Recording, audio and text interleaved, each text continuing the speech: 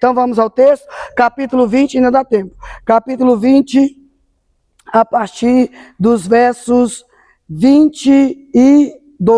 Eu vou ler e vocês dão sequência para nós terminar até o 31, tá? E havendo dito isto, assoprou sobre eles e lhes disse: recebei o Espírito Santo.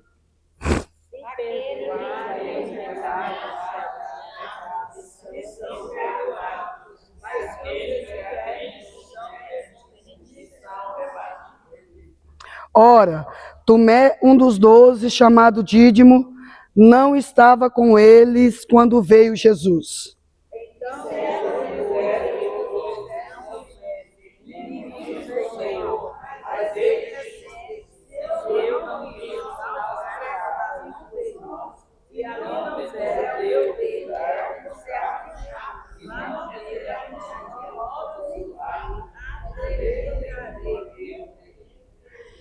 E 8 dias depois estavam outra vez os seus discípulos dentro, e com eles Tomé. Chegou Jesus, estando com as portas fechadas, e apresentou-se no meio deles e disse: paz seja convosco.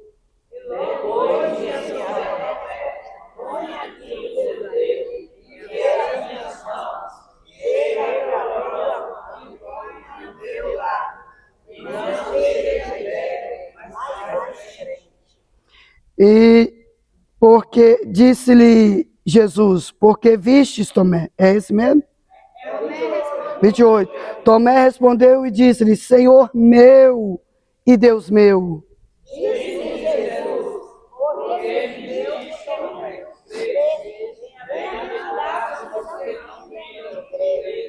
Jesus, pois, operou também em presença de seus discípulos muitos outros sinais que não estão escritos neste livro.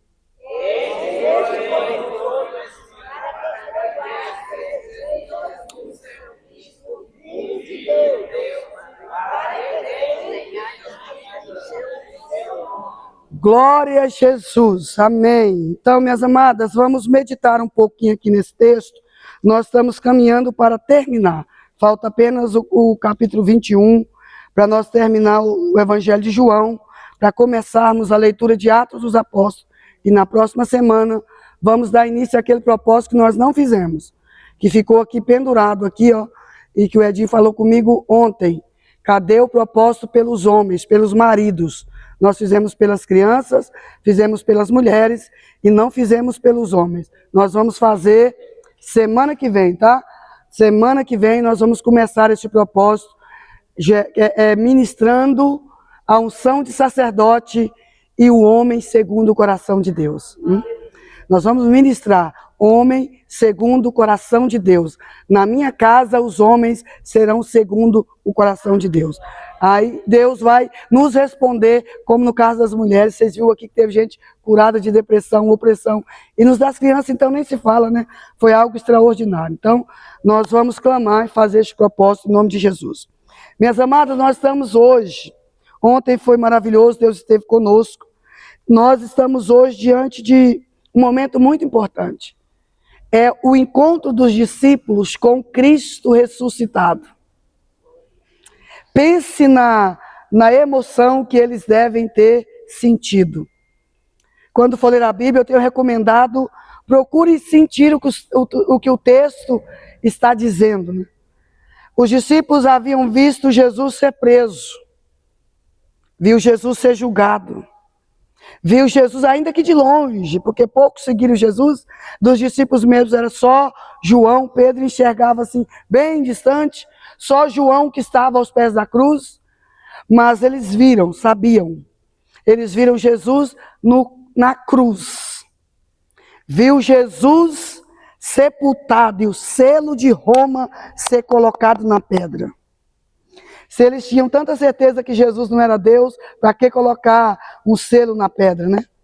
Colocar a pedra, não entra nesse negócio aí dessas mensagens. Hoje em dia, até nos altares tem as mensagens, só frases de efeito, vai soltando a frase de efeito. Deus vai te dar, Deus vai fazer, Deus vai mandar, Deus vai, Deus... Não entra nessa, não. Frase de efeito não produz libertação.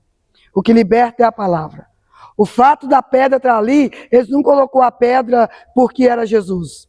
Foi para, se no caso de o corpo se decompor, não sair o odor. Lembra que na sepultura de Lázaro também tinha pedra, tá? E Lázaro não era Jesus. É porque naquele tempo a forma, a estrutura com que se sepultava, o jeito que era o túmulo, não era assim. A maioria dos túmulos eram feitos na rocha, na pedra. Então, se colocar lá e deixar aberto, não funciona, né? Então, Jesus está lá, mas o diferencial de Jesus é que tem um selo de Roma. E, além do mais, ainda botou guarda na porta. Os discípulos sabiam de tudo isso. Agora chega uma Madalena, junto com as outras mulheres, dizendo, olha, Jesus ressuscitou. Ele está vivo. E ele mandou falar para vocês que ele virá ao seu encontro. Ele ressuscitou. Primeiro, tem coisas muito importantes a se pensar. Primeiro que é o que eles viram. É quando nós nos permitimos ser guiados pelo que a gente vê e pelo que acontece à nossa volta. E nós estamos vivendo uma crise de fé nos dias de hoje. Por quê? Porque nós estamos diante dos nossos olhos em um período de guerra, em um período de grande aflição no mundo. E com isso, irmão, quando há guerras físicas mesmo, como a que nós estamos vendo, também se levanta batalhas espirituais. E por que se levanta batalhas espirituais? Porque o coração das pessoas vão ficando atemorizados. O coração das pessoas vão ficando cheios de temor. O coração das pessoas vão ficando cheios de medo. E onde há medo, onde há temor, o cenário espiritual muda. Porque o inimigo começa a trabalhar na mente, que o que o inimigo trabalha é furtando a nossa fé. É criando um cenário dizendo, olha aqui, ó, você não deve crer. Por isso, porque seu filho está assim, seu marido está assim, sua família está assim, a situação financeira da igreja estiver aqui, vai ter pão. Enquanto a igreja estiver aqui, vai ter chuva. Enquanto a igreja estiver aqui, vai ter sol. Enquanto a noiva do Cordeiro estiver aqui, o dono da igreja continuará cuidando e provendo para ela todas as coisas. Então, minha irmã, não sei qual cenário, se você está vivendo o cenário que os discípulos estão vivendo, que às vezes tem gente que está tão perturbada que dá até raiva quando alguém testifica uma vitória. Nós estamos vivendo um cenário, pois é real.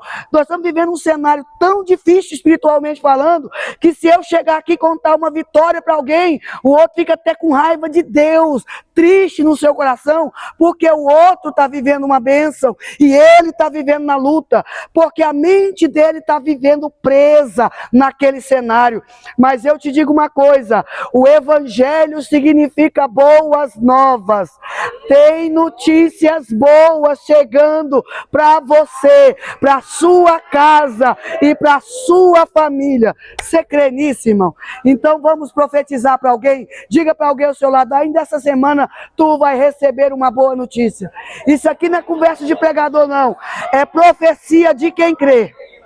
Oh, rebassúria. É profecia de quem crê. Oh, aleluia. Você percebeu que o céu liberou a autoridade. O céu liberou a autoridade, que nós não estamos aqui brincando, estamos em oração e na palavra. O evangelho de Deus não é circunstancial. O evangelho é boas novas, é boas notícias, é anúncio de resultado. Imagine Maria entrando naquele cenário que eles estavam, de medo, insegurança, incerteza e morte. Não é qualquer morte, irmão. Eles viram o que eles creram. O Filho de Deus morreu. Já pensou, irmão? É diferente para nós hoje. Nós já sabemos como termina. Nós sabemos que ele morreu e que ele ressuscitou. Nós temos a informação. Eles não tinham. O que eles tinham era um cenário. Morreu, sepultou, acabou. E é o Filho de Deus que caminhou entre a terra, o Messias que nós esperamos, morreu. Aí entra a mulher dizendo, está vivo. Ele está vivo. Foi ele que me falou. Não foi ninguém. Ele está vivo. Então, primeiro obstáculo, a circunstância. Segundo, quem está falando não merece crédito. Nós estamos tão seletivos, irmão, nós estamos tão seletivos. Tão seletivo que a fé está virando um restaurante. A igreja está virando um restaurante que a gente consulta assim. Deixa eu olhar aqui, quem vai pregar hoje? Quem vai pregar? Não, fulano de tal, não vou. Quem vai cantar? Não vou. Não gosto, não gosto, não gosto. E é um monte de gente que não prega, não ora, não jejuma, não profetiza, avaliando quem prega, quem ora, quem jejuma e quem profetizou, irmão. Dá vontade de pegar o azorrague, igual Jesus pegou e dar uma lambada. Porque, por exemplo, eu fico observando, por exemplo, lá no Congresso. O Congresso, dessa vez, eu amei. Eles não botou um cardápio. Não botou assim, tal dia Maria José, tal dia Avelina, tal dia Marta, não, tal dia Moisés, não.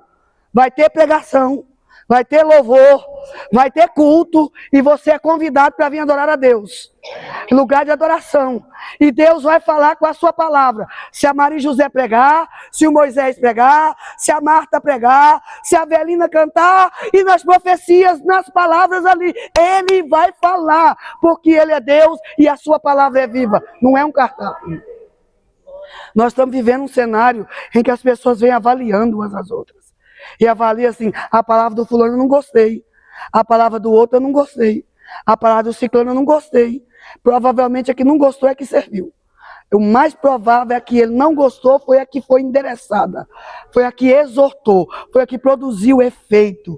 Irmã, tem coisa que a gente precisa entender. Por exemplo, esse ano, no Congresso, Deus me deu uma palavra de avivamento. Mas no Congresso passado aqui no Planalto, Deus me deu uma palavra de exortação.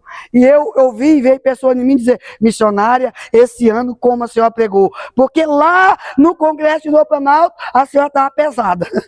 Só estava pesado, só estava enfrentando uma guerra. Eu falei, estava mesmo. Porque Deus me deu uma palavra que era mais do que um derramar de água, era um canhão. E aí, quando Deus entrega essa palavra, o mensageiro não é dono da mensagem, ele só é a voz, mas o verdadeiro que fala com a igreja é o Espírito Santo. Então, irmã, pare de olhar para a igreja dizendo, por que parou de fazer as quinta-feiras fila, irmão? Fazer a fila das quinta-feiras. Não sei aqui. Lá em São Miguel a gente fazia. Fica aqui missionária Aides, missionária Leonora, Alia, Maria José, Cidinha e tal. Tá. Irmão Carlos. Aí você pode escolher um desses para orar por você, irmão. Às vezes eu queria ter uma bengala para me segurar assim, para me ficar orando com o povo. Porque a minha fila e de outra irmã lá, ela ia daqui lá. E os irmãozinhos, tadinho, ficavam lá assim, tipo... E eles jejuou, irmão. Eles orou, às vezes mais do que eu. Porque o Edinho mesmo jejuava mais do que eu. Às vezes ele orou e jejuou mais do que eu. Clamou mais do que eu. Se comprometeu mais do que eu. Mas o povo vai guiado pela vista. Pelo que eles viram, pelo cenário que ele está vendo, por aquilo que ele imagina ser. Mas eu tenho uma palavra de Deus para você esta manhã. Deus usa as coisas que não são para confundir as que são. E eu liberto a tua alma esta manhã. Deus quer aparecer e fazer milagre através da tua vida, viu? Através da tua vida. Ele tem uma mensagem transformadora para colocar na sua boca, para colocar nos seus lábios. Ele tem uma mensagem transformadora. E qual é a mensagem? Cristo vive. Cristo vive. Cristo vive. Cristo vive e Ele está vivo. Está vivo, mas cadê? Eu não vi. Eu só creio se eu ver. Amanhã a gente termina, tá? Amanhã a gente termina que já deu 9 horas. Eu só creio se eu ver. Tão fechado, trancado com a boa nova. Aí você pode pensar, o irmão, Jesus é tão maravilhoso que mesmo quando a gente tem dificuldade de crer, na notícia que o céu manda, Jesus aparece. Eu acho isso lindo demais. Mesmo quando a gente tem dificuldade para acreditar na profecia, naquela palavra que Deus te disse e que você sabe, seu coração comunicou. É verdade, vai acontecer. Deus está falando comigo hoje. Tem dia que a gente levanta Deus falando. Hoje o dia vai ser assim, assim, assim. Porque Ele está perto de quem tem o coração quebrantado. Ele levanta comunicando. Às vezes Ele até levanta a gente dizendo assim, ora, porque o dia hoje vai ser de guerra. O negócio vai ser estreito, o sangue vai dar na canela, vai ser difícil, então já ora, já faz um propósito. É ou não é? Quem já teve essa experiência? Você teve. Então é tão maravilhoso que independente do cenário, independente se você está crendo, Jesus vem. E quando Ele chega, Ele diz, largue de briga, negrada. Paz seja convosco. Está tudo fechado, né? As portas estavam fechadas, porque Deus não precisa de portas abertas. Quem precisa de porta aberta somos nós. Deus, Ele é a porta. Ele não é o guardião da porta. Ele não é o porteiro, Ele é o dono da porta. Ele é o Deus Todo-Poderoso. Ele entrou e disse, olha, paz seja convosco.